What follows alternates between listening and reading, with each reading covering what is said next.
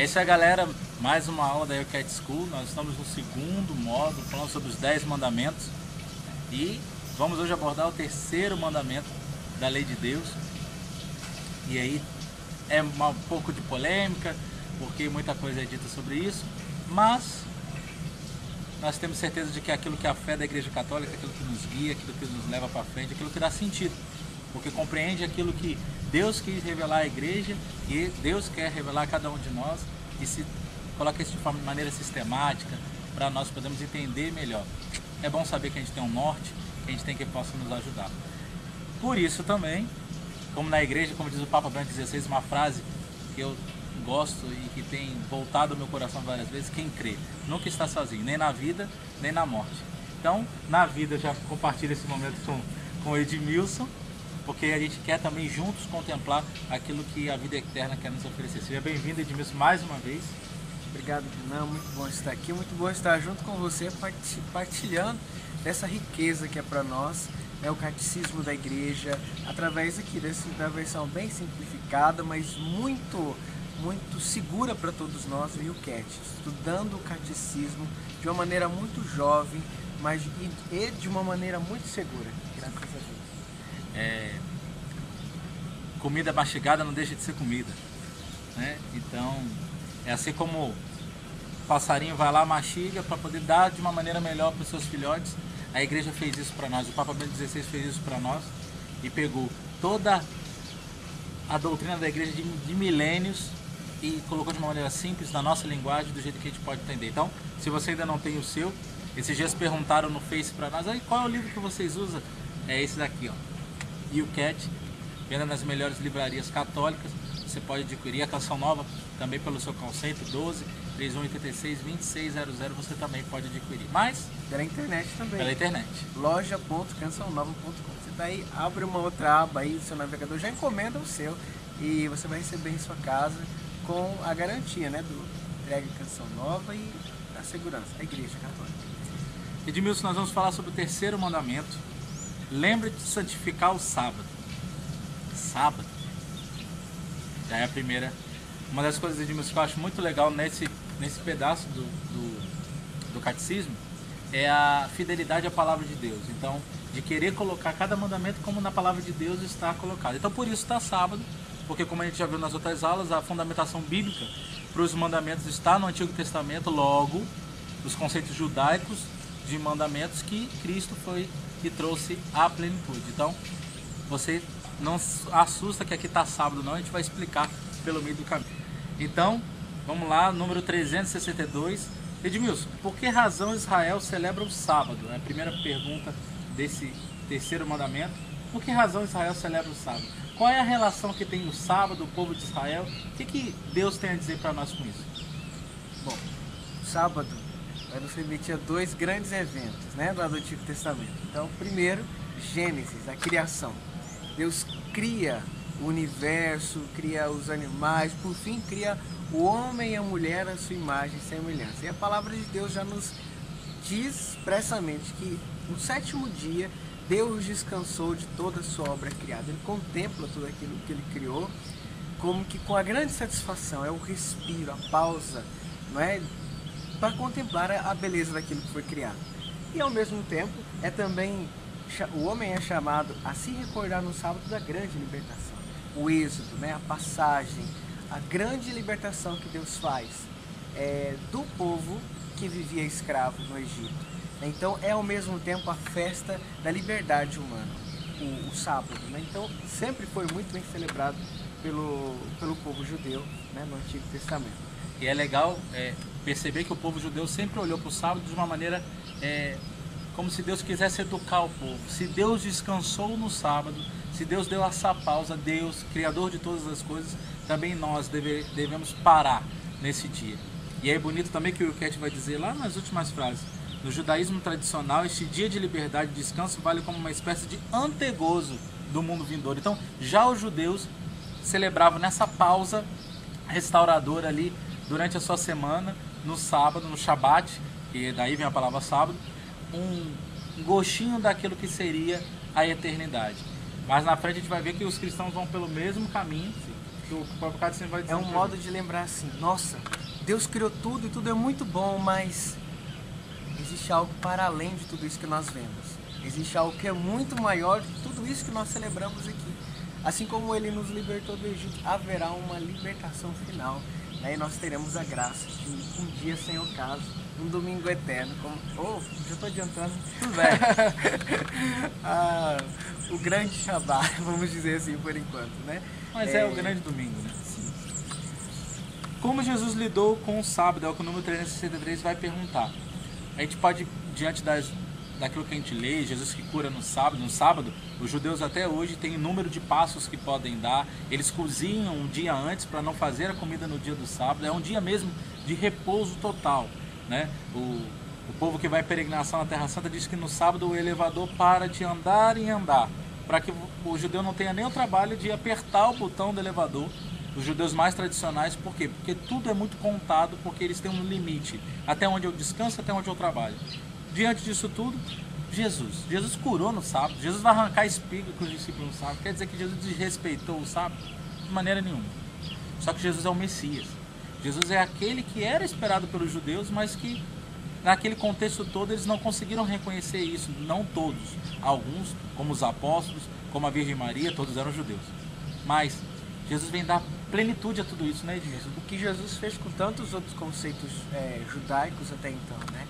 Ele não desmerece nada dali, nada sobre o sábado, mas ele se mostra Senhor do sábado, né? Ele respeita, ele não era um abusado que vinha e fazia de tudo para provocar, não, mas ele queria mostrar algo superior, que o ser humano estava muito acima da lei pela lei, a vivência da lei pela lei, e que ele se mostrava o Senhor do sábado, porque o sábado então era também para o povo de Israel, principalmente depois que eles haviam passado pelo exílio na Babilônia, era um modo de recordar o Senhor, o dia do Senhor, né? Se nós não temos o templo aqui conosco, um lugar onde rezar, se nós não temos acesso a tantas coisas, nós ainda temos o dia do Senhor, o dia para nos lembrar que nós não somos simplesmente dessa terra, algo maior nos reserva. Então, Jesus quis lembrar tudo isso também a eles. Olha, é algo ainda maior que a lei pela lei, né? O Senhor é Senhor do sábado, Filho do homem é Senhor do sábado. Então ele traz a plenitude, o verdadeiro sentido do domingo, do sábado. E é bonito que na Sagrada Escritura, toda vez que Jesus faz um ato concreto num sábado, normalmente era motivado pela caridade, motivado pela compaixão. Ele cura, ele dá de alimento, e até num dos momentos ele diz, mas se caísse um boi, você não iria lá salvar? Quer dizer, quanto mais uma vida. Jesus, na dignidade do sábado, Jesus mostra a dignidade do homem. Porque Deus descansou no sábado para dar ao homem também a oportunidade e a dignidade diante de todo o trabalho, ter um momento de descanso. Jesus não bate de frente com essa tradição, Jesus recupera ela na sua essência. E aí é muito bonito, como um bom judeu que era, Jesus devolver, e como Filho de Deus e como Messias, devolver aquilo que é próprio, aquilo que é a plenitude dessa revelação, desse descanso, dessa primazia do homem sobre a criação. Ele devolve tudo isso e coloca cada coisa no seu lugar. Você que está estudando o catecismo junto conosco, principalmente essa terceira parte que fala sobre a vida moral, sobre baseado nos mandamentos e como nós devemos viver, virtudes e tal, deve ter percebido uma coisa: volta e meia nós voltamos nesse assunto, a dignidade do ser humano, né? A igreja faz questão de ressaltar isso, porque isso é vontade de Deus. Nós não somos qualquer coisa.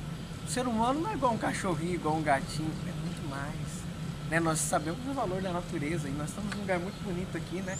Mas é muito mais. O ser humano foi feito à imagem e semelhança de Deus. Então, também o sábado, não é, tem que estar em função do ser humano.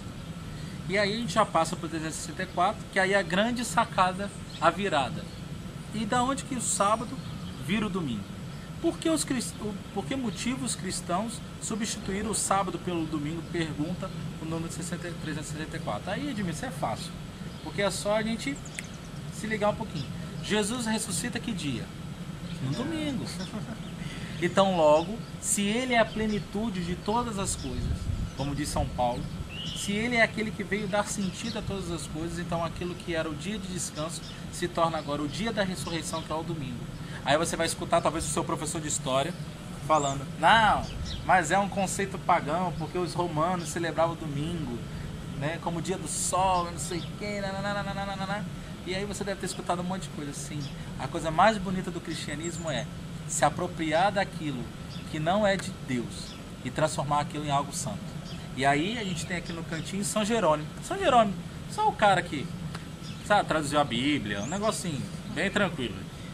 Se os pagãos o designam, lá no cantinho do seu Wilquete, se os pagãos o designam por o dia do sol, como os romanos chamavam, de bom grado nós também o professamos, pois hoje nasceu a luz do mundo, hoje apareceu o sol, com letra maiúscula, da justiça, cujos raios trazem a salvação.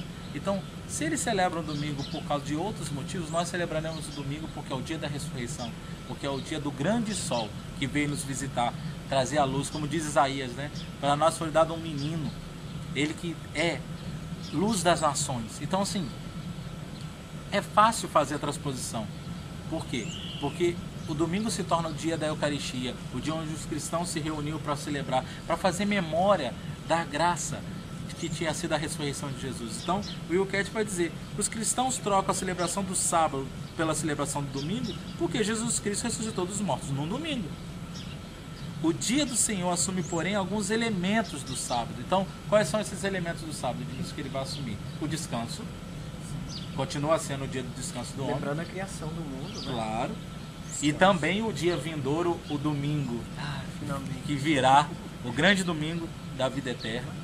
Mas também lembra que é o dia da comunidade, que o judeu ia na sinagoga no sábado e os cristãos vão às igrejas no domingo.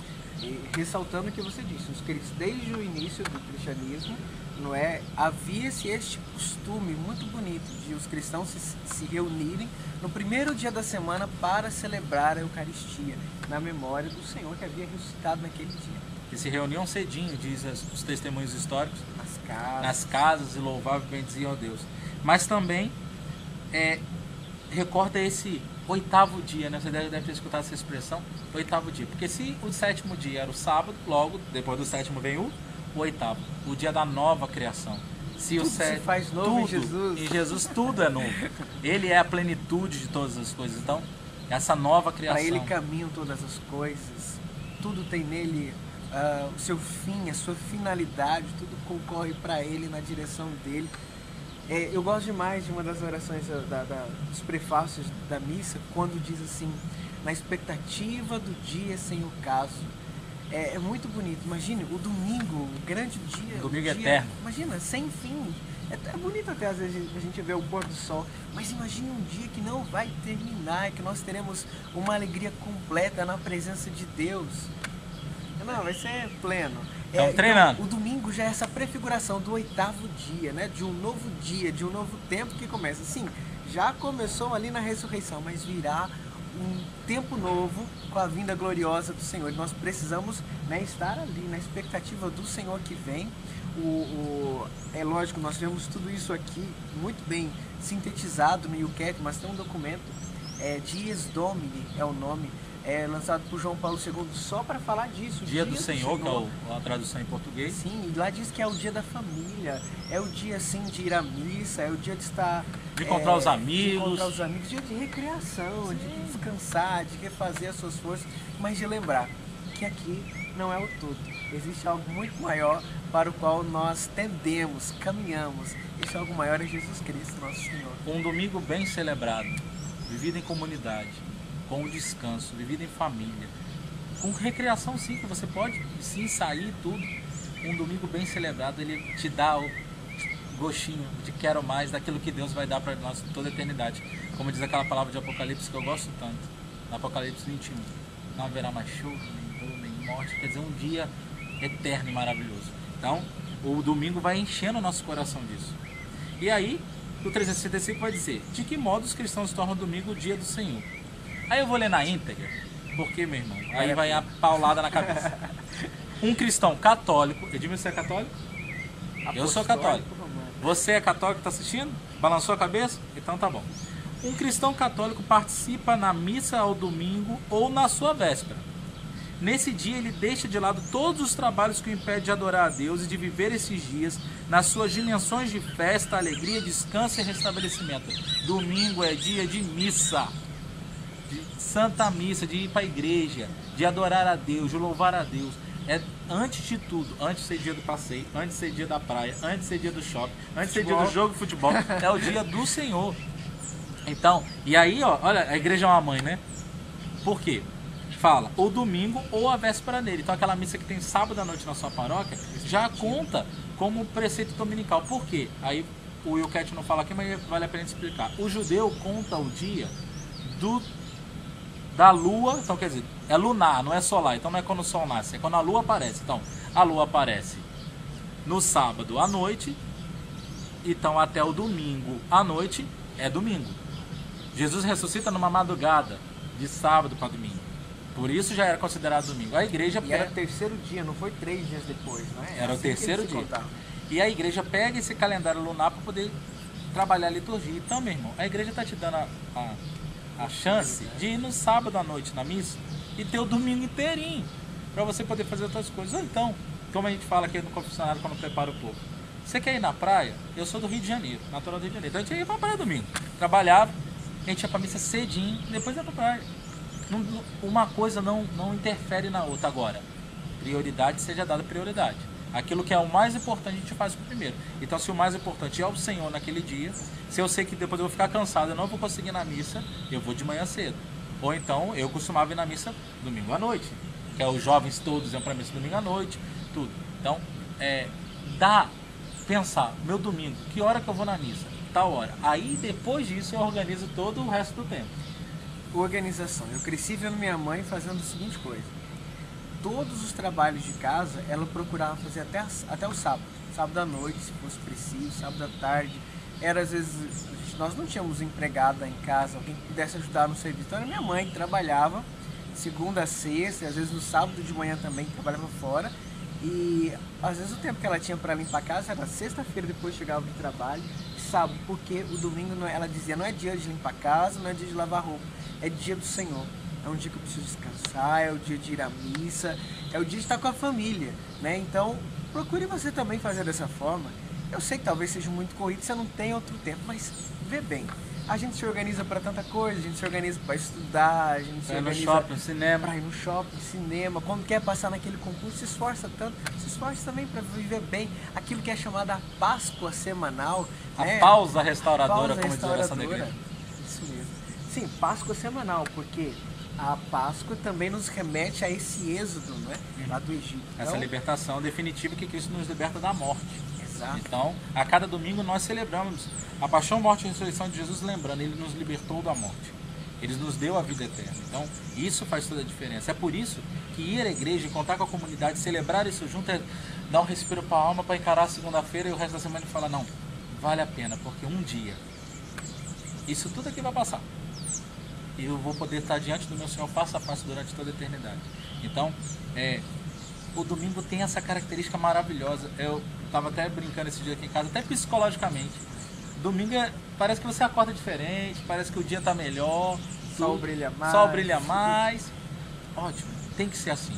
Tem que ser dessa realidade. Agora, existem 2 casos que a igreja libera a pessoa desse preceito dominical, porque é um pecado mortal não participar da missão do domingo, a não ser que você esteja acompanhando um doente, que é o que o Wilket vai chamar aqui de deveres familiares prementes. Então, estou acompanhando um doente que não pode ficar sozinho de maneira nenhuma.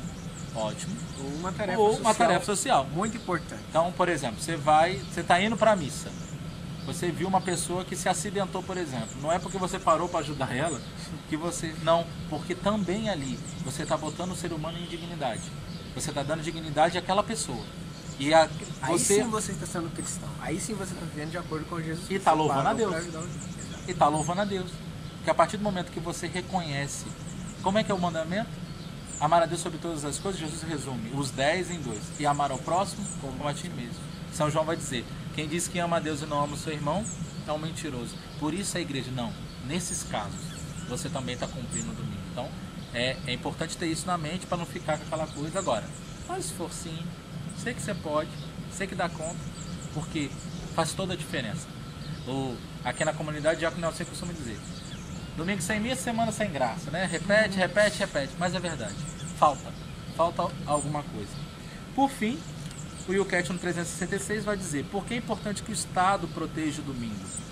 O Estado, governo, por que é importante? Porque é dar a dignidade a esse ser humano. Imagina se a gente só vivesse trabalhar. Imagina se a gente só vivesse trabalhar todo dia, a gente morria, pifava. Então, garantir um dia de descanso ao trabalhador, ao homem... Um dia para respirar fundo, não é? E lembrar que a gente não... Eu vou repetir algo que já foi dito, né? Mas que a nossa vida não para aqui, existe algo para muito além. Nós não somos escravos do nosso trabalho, nós não fomos criados para viver escravos de tudo que nós fazemos. Talvez você diga, eu gosto tanto do meu trabalho, mas cuidado para ele não te escravizar. Você é muito mais do que o seu trabalho, você é muito mais do que aquilo que você faz. Querer ganhar dinheiro, eu quero ganhar dinheiro, e aí não tem domingo, e aí não tem festa de família, não tem nada. Você disse, né, os 10 mandamentos que resumem em 2.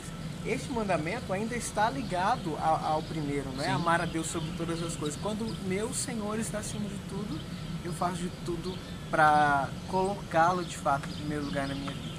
Agora, quando eu não dou tanto valor para Deus, eu vou colocando em terceiro plano, quarto, quinto, sexto. Aí entra o futebol, aí entra o almoço e família, entra tudo nós.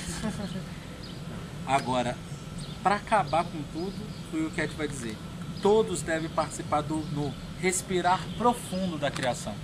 O domingo é um respirar. Eu tomo fôlego novo e eu começo uma vida nova. Como é que você anda vivendo no domingo? É um bom momento de fazer uma revisão de vida e de se perguntar, o domingo tem sido o dia do Senhor para mim?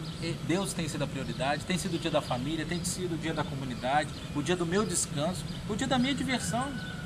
Se Deus estiver acima de todas as coisas, estiver como eixo, todo o resto se encaixa. É o tempo de a gente rever a nossa vida. E se você, por acaso, feriu esse mandamento de alguma forma, procure a confissão. Só quero fazer uma ressalva, Renan. Nesse mandamento também nós devemos incluir aqueles feriados que são dias santos, santificados. Eu não estou falando de um feriado, por exemplo, 7 de setembro, não é um dia santo. Estamos falando mas, do por Natal. Exemplo, Natal. Sexta-feira da Paixão. Sim, 1º de janeiro, que é dia de Nossa Senhora Santa Maria Mãe de Deus. 12 de outubro, né, solenidade da padroeira do Brasil, Nossa Senhora Aparecida. São dias santificados. Dias em que você, tudo bem, você vai viajar com a sua família. Deu até coincidir. É dia de missa também. Feriado prolongado. 8 de dezembro. Beleza, vá, mas não deixe de missa não. Tá? Vá, se você viajou, procure onde você está viajando. Peraí, vou ter como ir a missa lá. Né? Eu vou poder participar da celebração. Ou às vezes a pessoa nem viaja, né? Mas passa o fim de semana prolongado, ou mesmo aquele feriado lá, que bem no meio da semana e você gostou tanto, que foi na quarta-feira, e você põe os pés pra cima, deita e passa o seu dia todo. Era um dia santo, e você perde todo aquele dia no sofá, talvez até assistindo um bom filme, mas perdeu a oportunidade de receber a grande graça da Santa Missa naquele dia. Santo Agostinho já dizia, eu tenho medo da graça que passa. Então, se Deus dá dias santos, para nós possamos beber dessa fonte da graça, para começarmos a darmos um respiro e começar de novo, a gente não pode perder essa oportunidade. Sem respirar ninguém vive, hein? Ninguém vive. Então, não adianta só ficar soprando. Sopra trabalhando, sopra. Respirar e poder colher de Deus esse ar puro, um cheiro de vida eterna, que a cada domingo Deus nos dá. Expectativa de céu. A esperança, que não nos decepciona. Não é demais. Romanos 5:5. É isso aí, galera. Terceiro mandamento. Revisa a sua vida, faz uma revisão de vida. Procura um padre se for necessário. Não importa. O importante é, o pecador é o santo que não desiste nunca. Caiu? Vamos levantar? Vamos começar de novo. Tá bom? Edmilson, mais uma vez, muito obrigado. Mais um vídeo de vários que o Edmilson ainda vai gravar com a gente. O Edmilson também bom. Que faz parte dessa equipe. Deus abençoe a cumprir aquilo que o nosso Papa nos orienta. Estudar o catecismo. Para mim é uma graça de Deus poder estar aqui, né? Porque eu posso rever tudo isso também e aplicar na minha vida de uma maneira nova. Obrigado. Nada, Deus abençoe. E nós já estamos na expectativa do Ano da Fé, que começa agora, dia 11 de outubro. Então nós jovens já estamos dando nossos passos, dizendo para o Papa, nós estamos contigo, nós estamos estudando o catecismo. Louvando e bendizendo a Deus. E o YouCat School começa em Fortaleza, o YouCat School começa em Piracicaba, o YouCat School começa em Lorena e Venezuela que está entrando na parada, tanta coisa que Deus está fazendo. Nós contamos com a sua oração, porque nós sabemos que esse projeto é de Deus antes de tudo. E que a obra de Deus se estabeleça e chegue até onde Deus quer que chegue. Até a próxima aula do quarto mandamento. Você já pode assistir, que ela já está no YouTube. Pode dar uma olhadinha aqui do lado, que ela já está aí. Quarto mandamento, honrar pai e mãe. Deus abençoe. E o Cat School, um jeito jovem de aprender a fé. Tchau! Deus abençoe.